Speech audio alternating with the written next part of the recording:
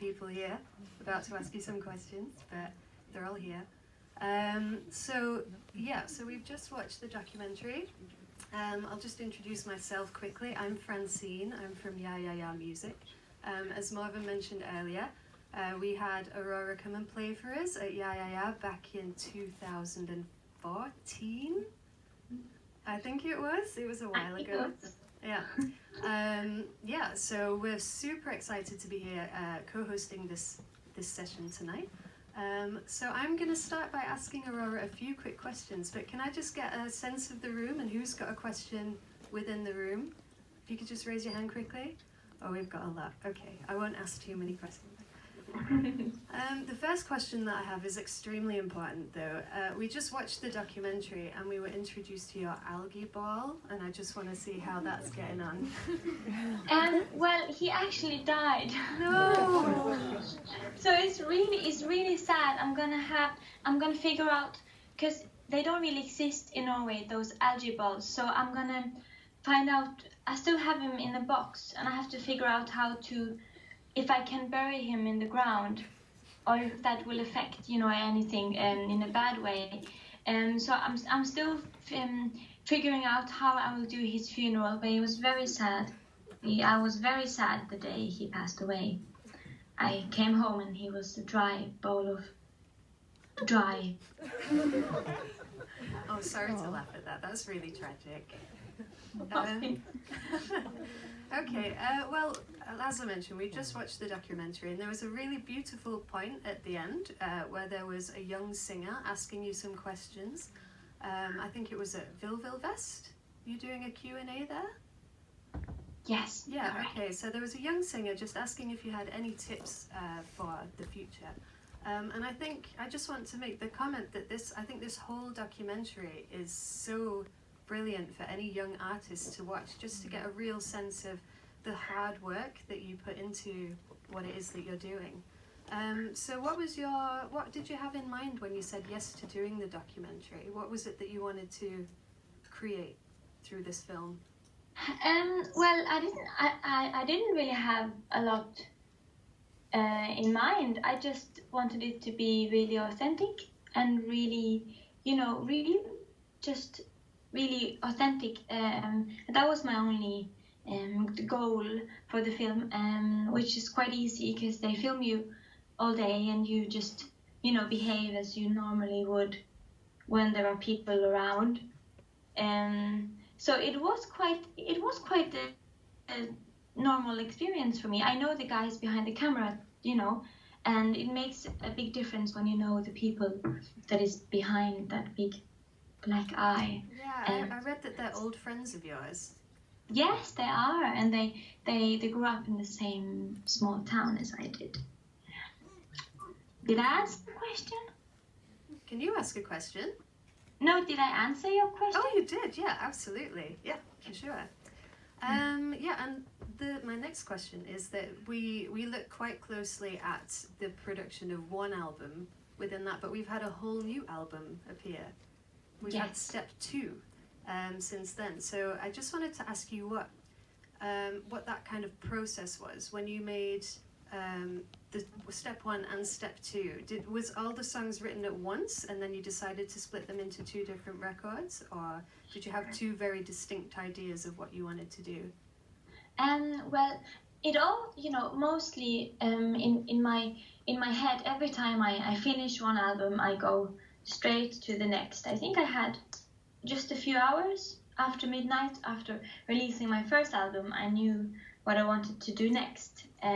So I had been working on it for quite a while, just writing songs every day, all the time, and picking out the songs that had the most close identity to the big child I wanted to make, because an album is like it's like a child, and you try to compose the child, the soul and the eyes and the skin and the skeleton of the whole thing. So I always imagine one album in my head when I start a new process, but then I did realize after a while that these songs, they represent quite obviously two two different parts of one emotional process. So even though they're both one embodiment, one chapter in my life, they're still kind of entitled to have their own album to tell their story. So it felt really right to, after a while, after I had all the songs, it was easy to see that I had to divide the album into parts, if that makes sense. Absolutely, and I think when you listen to it, it makes sense as well, definitely.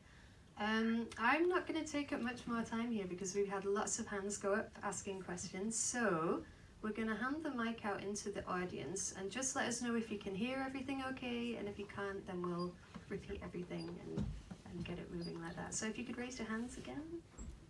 Okay, we'll move around. Hello, Aurora. Hello, stranger. A while ago, I watched a video of you performing a song called Helwagen, and at the time I was watching the Viking series, so I really feel like that song made my beard grow, so it really feels really cool.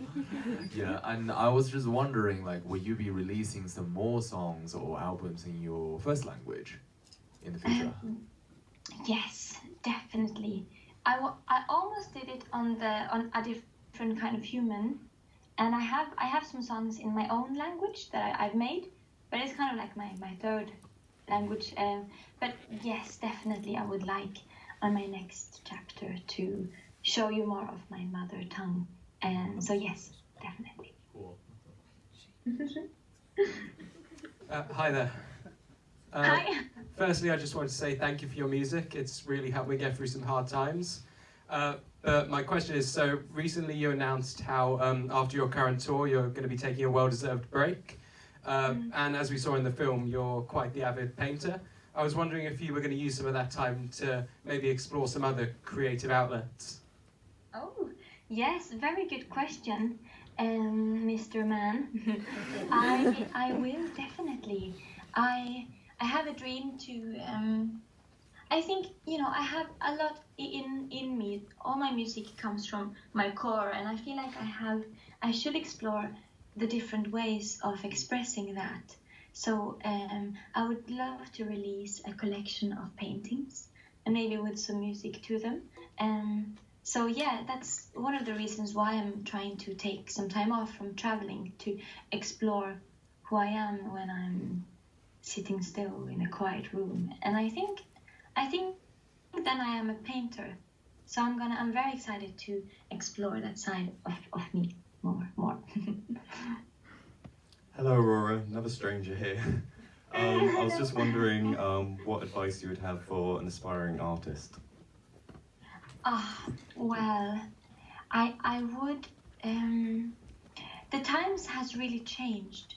They always speak about that one big song, and they have for my whole career they talk about this one hit you have to have to get on the radio and then get known, but you don't really need that as much anymore. The music industry has changed a lot, and we have Spotify, and people find music their own way now. People have more control than it's not only the radio stations anymore. So I would definitely, my strongest advice is to really listen to yourself, because why would you want to be an artist? What do you have to say, and how do you want to say it?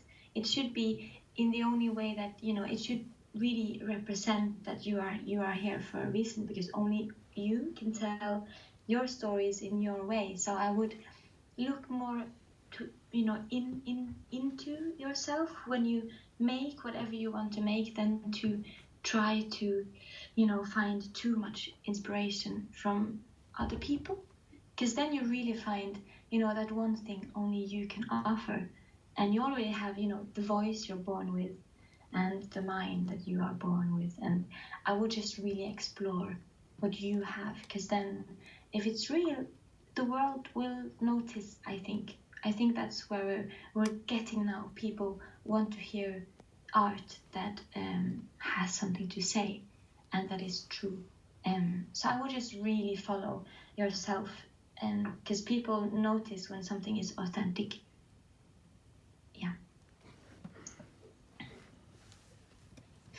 Hi Aurora, it's Mark with my daughter Vegas.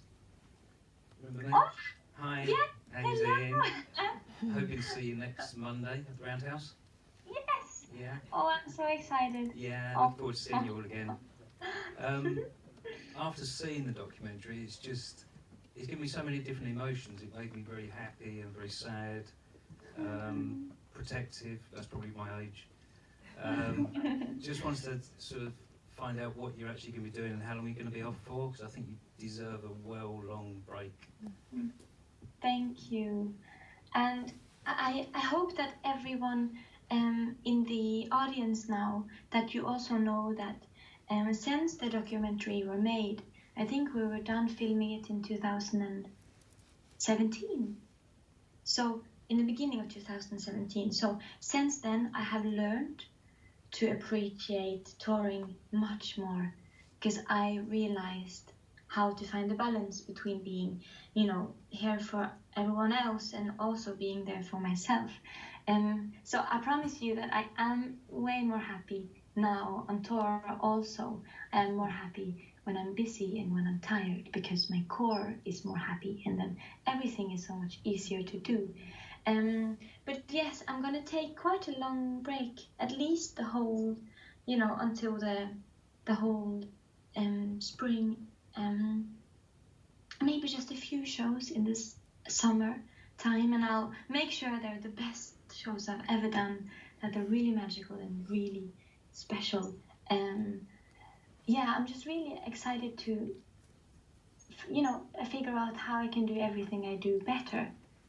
Because I've always done things in a rush, because my career grew so much faster than I did, kind of. So yeah, I'm gonna give myself a long break. I'm gonna try to be bored, and then I think, and maybe then I can start touring again, and then I'm gonna be, I don't know. I understand now how everything, fits together, and my fans, and I just love these moments I get with my fans on tour. It's so special. Well, thank you anyway. And say hi to Vegas for me. I will indeed. Take care. Take care. Hi Aurora, this is Bruno. I don't need to be a stranger if you don't want to. I can be your friend. I'm from Brazil. I'm actually so emotional to see the documentary because of the role that Brazil seemed to be played in your career, right? So I wanted to hear from you, what do you think about Brazil? How was it your experience in Brazil? And what was the role that Brazil played in your career? Thank you. Oh, thank you for your question. Brazil, when I visited Brazil for the first time, it was my first meeting with kind of another level of the super star life, which for me was really strange. But also Brazil really changed everything a lot for me. It changed, it showed me a new part of the world I haven't seen before, a new side of people expressing emotions and the openness that we don't have here in Norway that much in the culture.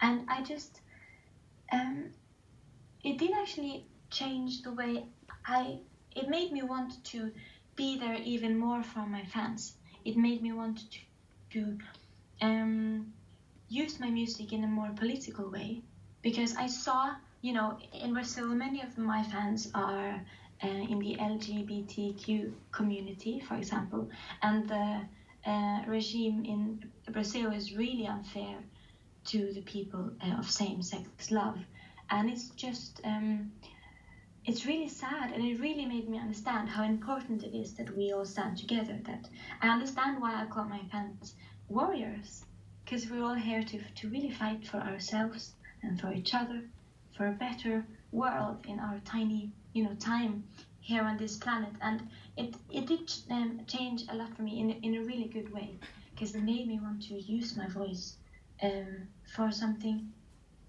even bigger than, emotions. I became more political in my way of writing after that. I don't know, people have so much courage, and I see so much courage in my fans, if that makes sense. And I have a lot of things in common with my fans.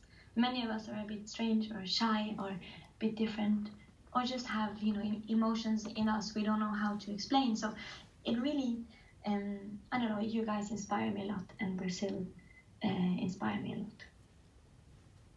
Yeah, I hope that was okay answer. Thank you. Hi Aurora, not a stranger in the crowd. First of all, thank you so much for your music and for opening yourself up to be filmed at such intimate moments. But I have a question. It seemed like you also have a great support network around you. But there was one really funny and cool moment when you were trying to explain an orgasm in order to make music in the film. So I was wondering, how did it feel to work with an all-male team around you? And are you considering to work with an all-female team maybe in the future?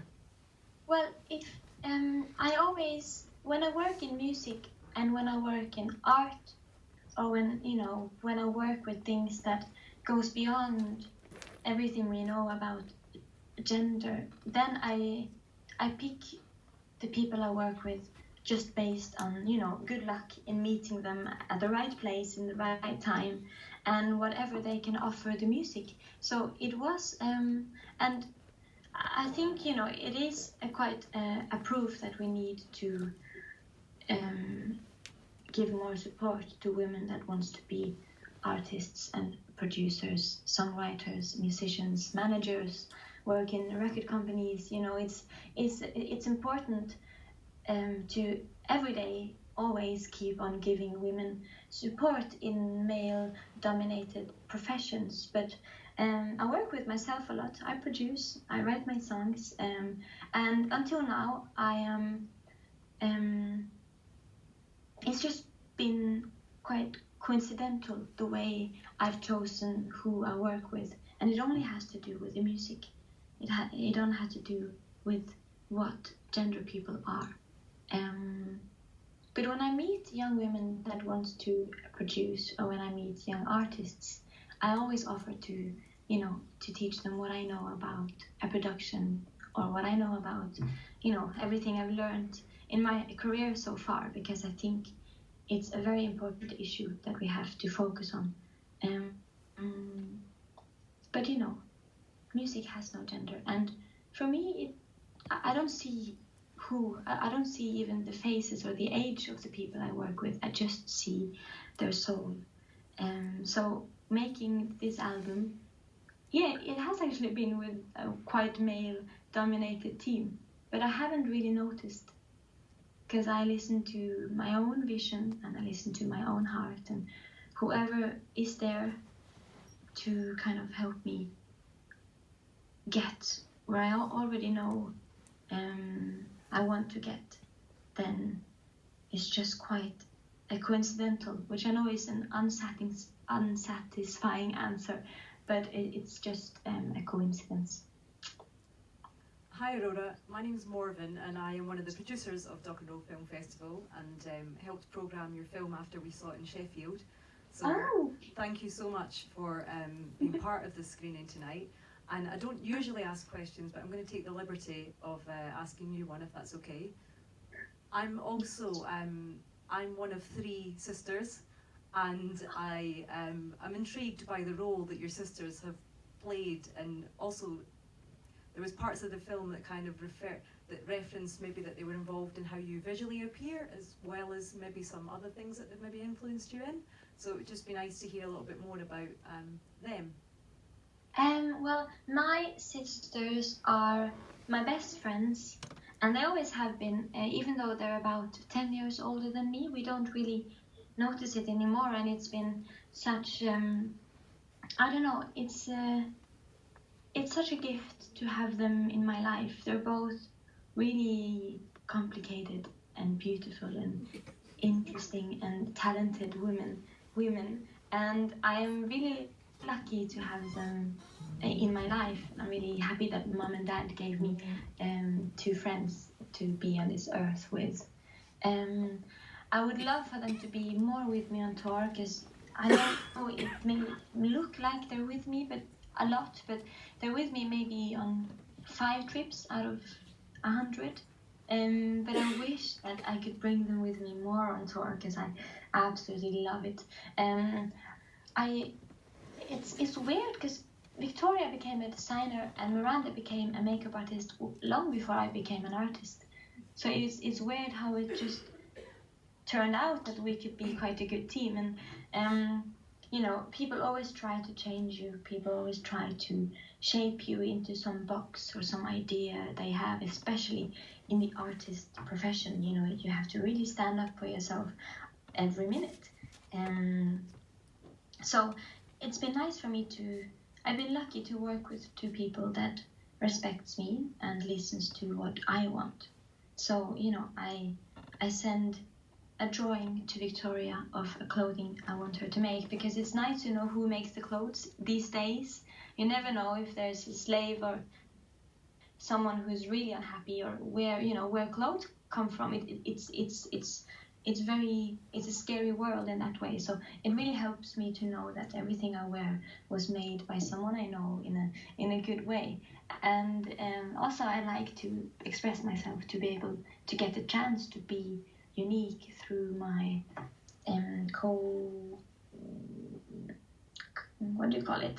cooperative relationship with Victoria on the clothes. But I don't have a stylist, and I don't like to be styled. I like to wear whatever I want, like a child that wants to dress herself for school and puts like 5 dresses on top of each other. I really like to follow my own heart, and I don't like to wear a lot of makeup. I'm wearing lipstick today because I wanted to look nice for you guys, but I like to wear a lot of things, and I hate it when people touch my face. So that it's really nice that my big sister can, hide my pimples when I'm on TV, because I trust her. So yeah, it's a very nice thing, but I don't let anyone shape me, no matter how much I trust them, if that makes sense.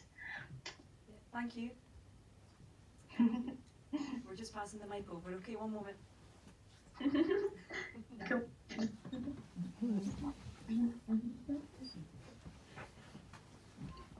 Hello, Aurora. Hello. It was nice to see you in the film, and I really, really love your music. And I can see in all the art you're doing, you are very much yourself, and you let yourself express yourself without fear. So my question is more philosophical and abstract. How does one person let themselves be themselves without fear of judgment and fear of the world around them? I think in this world we are given this strange promise by the culture we humans have, with each other, that you'll get happiness if you're accepted and if you're liked and if you fit in and all of those things. But I've been quite lucky with my loneliness when I was a child, if that makes sense, because I didn't have I was not so social when I was a child. I struggled a lot with people, and I liked to be alone. So it really taught me from quite a young age that happiness comes from quite many things. The ability to create and explore and wonder and becoming a philosopher by just thinking about things, looking at people, talking with people. But it gave me, quite early in life, I learned that happiness can come from quite many other things than being accepted and approved by the people around you. So it's weird now to look back and think that my childhood, that could, for some people sound a bit unhappy, because I was quite much alone, but I was happy. But it's weird how it feels like it was a way of life for preparing me to one day become an artist, because then you also have to understand that, you know, the true happiness really comes from just following your own instinct and doing what you want, like children do. They dress like they want, they say what they have to say, and they act like they want to act, until they learn that they have to follow some norms that the school system or society teaches us. And I don't know, I would ask anyone to try to forget those things. And because imagine how great the world would be if everyone focused on themselves, focused on what makes them happy, what gives you that glow that wakes you up in the morning, what hobby, what job, what thing, whatever it is. Everyone has this thing. On Japanese they call it kirin, like the flower in your life, the thing that music is for me, something that just gives me an invisible shield, and I can do anything because I have music. And all people, I think, have this thing, whatever it is in their life. And as long as you find it and just focus on, you know, that you're probably here for a reason, and you are you for a reason, and you have something that no one else has. That's one fact that I know for sure, because we're all created completely different, but also the same in some ways. But we're all different for a reason, because we all can offer something different to the world. So I think it may be a matter of focus, the way you focus on your place in this earth. You know, it's much bigger than fitting in, because if you do what you want, you can stand out, and that's a very exciting thing as well. And just don't care what people think. I know it's not that easy, but yeah, don't care. Follow your own heart. Final question from the audience here. Hello. I'm a writer, and I'm mostly fascinated by your lyrics a lot, and I know that you also write stories, and I was wondering if you ever plan on releasing those stories into the world. Oh, well, yes. I would love to write a book, or a collection of short stories. Depends how much time and commitment I have to this. But I would love to write stories. I love the way, you know, in books you can explain so many sides of one human being. You know, you can write about their actions and what they say, and then you can also write about what they really wanted to say, what they thought about after, you know, the world did this to them and how they react. I don't know, it's interesting how much you can learn, and how a good friend a book can be, because you get so close upon a human being, a kind of closeness we spend a long time in getting with each other, because humans are so polite and afraid to show their inner core immediately. But yeah, I would love to write books. It's probably going to be like a strange sci-fi or fantasy book, and maybe one book about the beauty of silence and how important silence is, and maybe a philosophical. You understand what I mean? Yeah, Philosophy book, just about thoughts. But yeah, I would love to write like a sci-fi book. Brilliant. Well, thank you very much to the audience for all of the questions, and thank you for taking the time to have a chat with us today. So you are in Bristol tonight, is that right? Yes, I Preparing am. to play? I am playing tomorrow. And then some other place in England. But I'm having a tour, a UK tour now.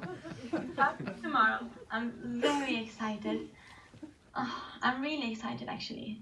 Really, really, really excited to see all of my beautiful, beautiful warriors here. And thank you for having me here and thank you for showing the film, and thank you for, you know, to the audience for the questions and everything.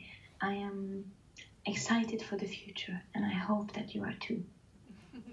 Well, we're very glad to hear that, and I think that most of us in the room will be seeing you at the Roundhouse on the 11th of November. So please enjoy the tour until then, and we'll catch up with you when you're in London.